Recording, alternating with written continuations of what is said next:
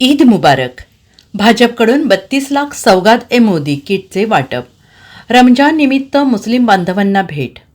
देशभरात एकीकडे रमजान ईदचा उत्साह असून दुसरीकडे महाराष्ट्रात मराठी नववर्ष म्हणजे गुढीपाडव्याच्या आगमनाची आतुरता पाहायला मिळते आहे.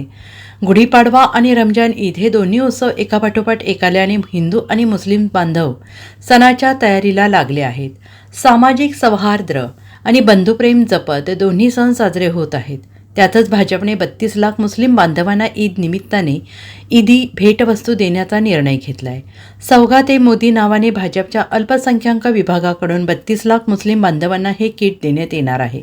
या किट संदर्भात बोलताना भाजपचे महासचिव दुष्यंत गौतम यांनी म्हटलंय, पंतप्रधान नरेंद्र मोदी नवरात्रीनिमित्ताने हिंदू बांधवांना तर बडे दिनानिमित्त ईसाई बांधवांना भेटवस्तू देतात. त्यामुळे आता ईद निमित्त मुस्लिम बांधवांना ही भेट दिली जात असून मोदींवर सर्वच मुस्लिम बांधव प्रेम करतात असंही गौतम यांनी म्हटलेलं आहे.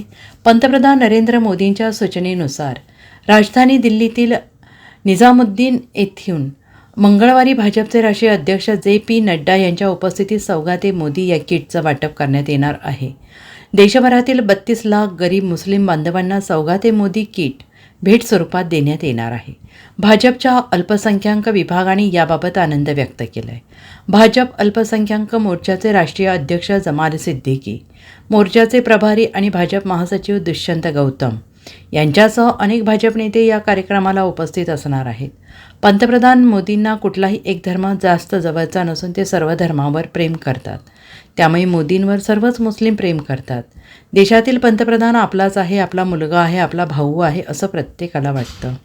त्यामुळे देशभरातील 32 लाख गरीब मुस्लिम कुटुंबात सौगात ए मोदी किट भेट स्वरूपात देण्यात येणार आहे असं दुष्यंत गौतम यांनी म्हटलं आहे. Bureau report SBN Marathi, Mumbai.